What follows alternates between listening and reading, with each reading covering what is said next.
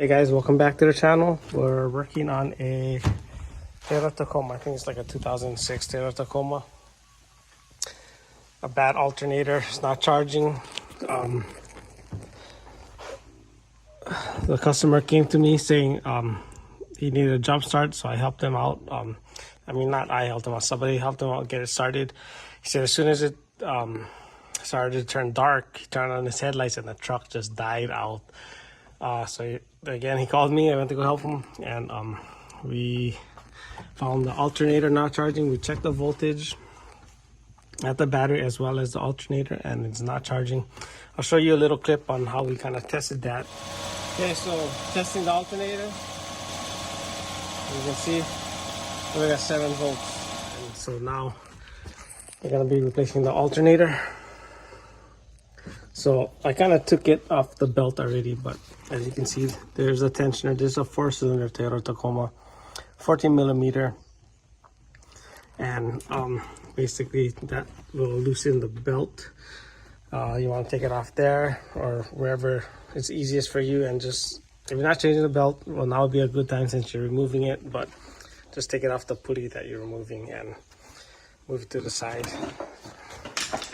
And so basically it's just 2 bolts. I believe they're 2 14 millimeters, one down here as you can see here, and one up at the top.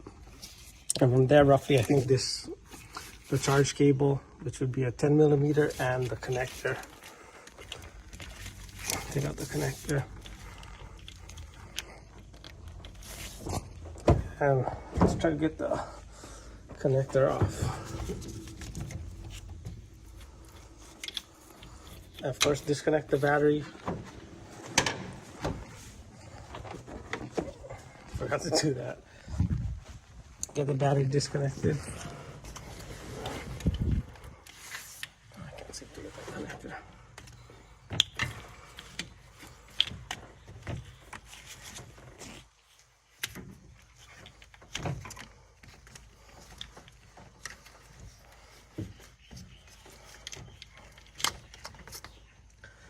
There, remove that connector.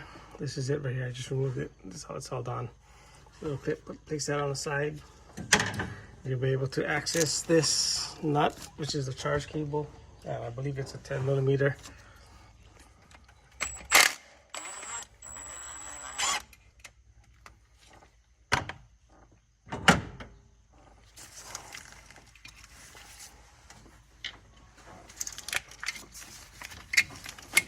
Okay, once you remove the connector and the charge cable, just kind of place it up, move it along the side, just out of your way.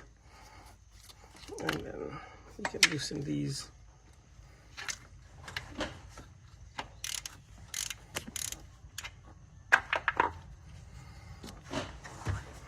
Okay, once the bolts are out, top and bottom, you can kind of just wiggle it. Sometimes you might want to pry down here. Pry down here and push it back. That's what I did previously, so you can usually come right out, just like that.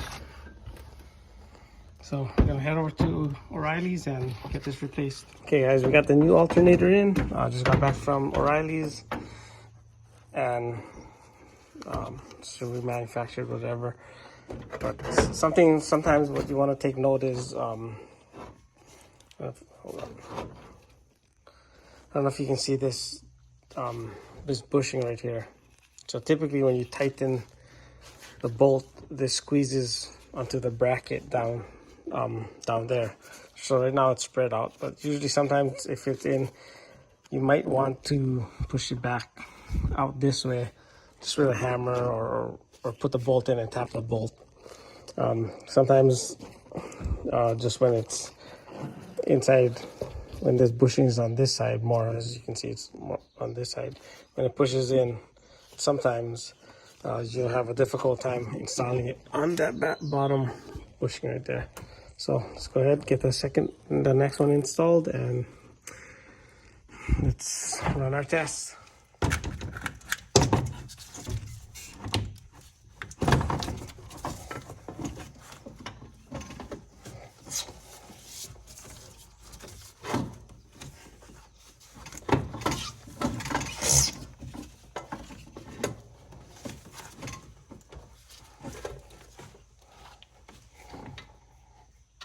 put this top one so I can hold it. Gotta get my step because I can't really reach.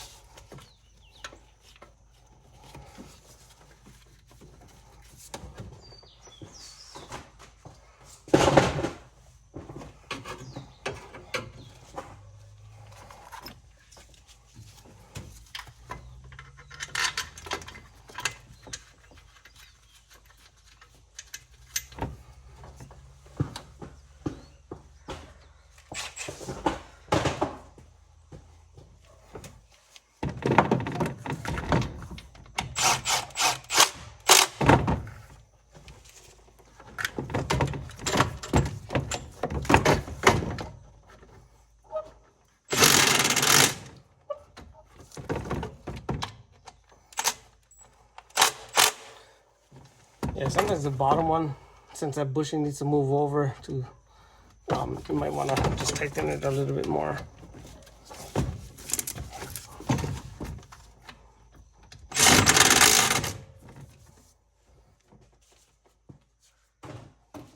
That's basically less than 2 minutes to install. Check the connector for any corrosion.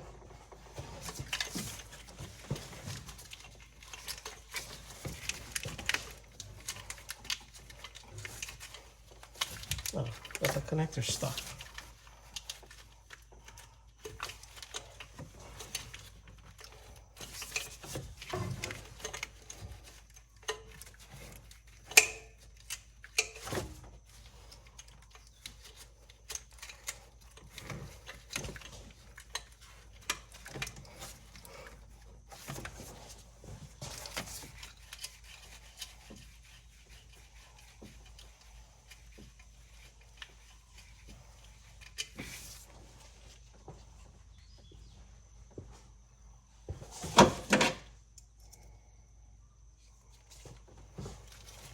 Your charge cable back on. I don't know if you guys can see it or not, but the one on this one is a 10mm too as well.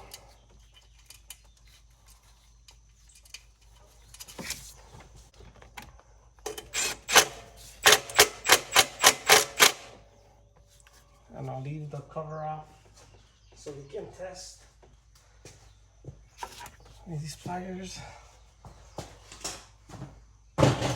I'm not sure if I can put the belt back on with everything being so close. So what I'll do is I'll take it off the power steering. So I'll do it like that, and then since the power steering pulley is the closest,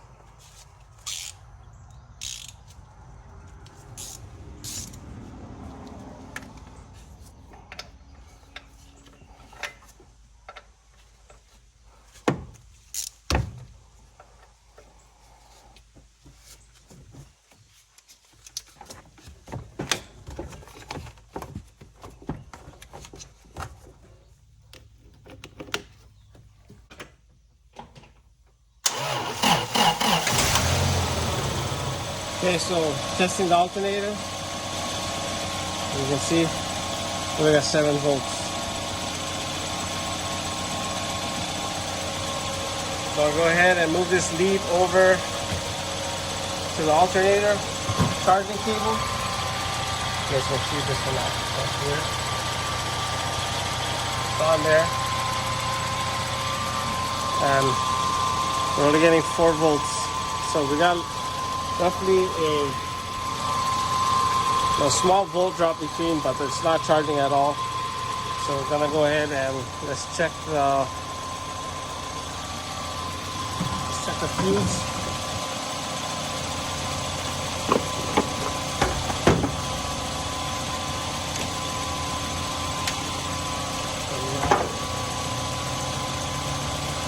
Here, second one 7.2. We got 5 volts. Basically got battery voltage here.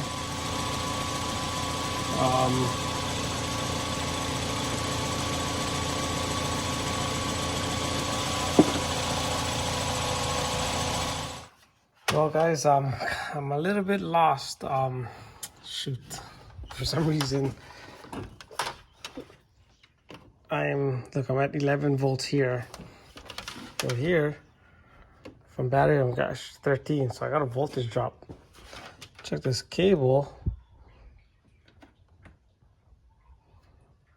13.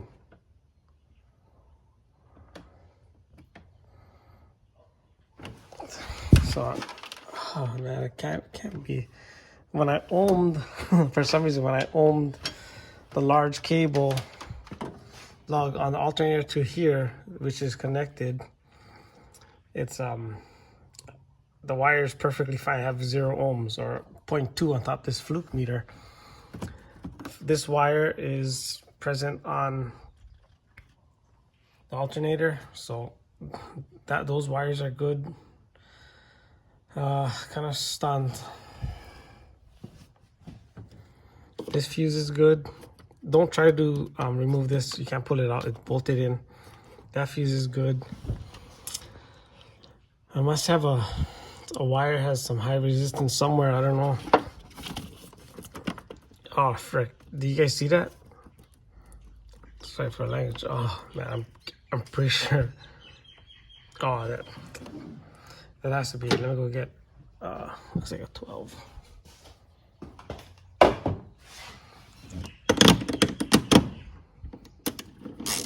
Oh, 10. That has to be it. Check it again. 13.3. 30. Oh man. Put on the lug. Oh shoot. Put on the alternator output. Well, now I'm getting a good reading. It's odd. Oh shoot, I found that by accident. Let me tell you a little backstory about this truck. Well, last weekend a new motor was put in this truck, so and I don't know what wire harness he used or what he took off, but that probably explains why that lug is loose. You can see all the harnesses not even connected or what, man. Everything's all loose, but I don't know. So I think that's it. Let me go try to start it. Let me connect this here. Let's go start it.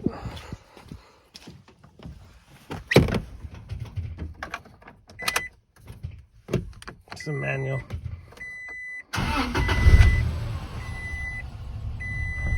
That probably explains why every time I'd rev it, the battery would kind of flicker. So I was thinking it was just a bad alternator, low RPMs. And then when they would reach a certain RPM, they would start charging. Well, let's go check out the battery voltage. Oh, frick, it has to be it. Yep. Oh, well. Oh. It's like a 14 volts, so you know it's charging. Check the alternator output.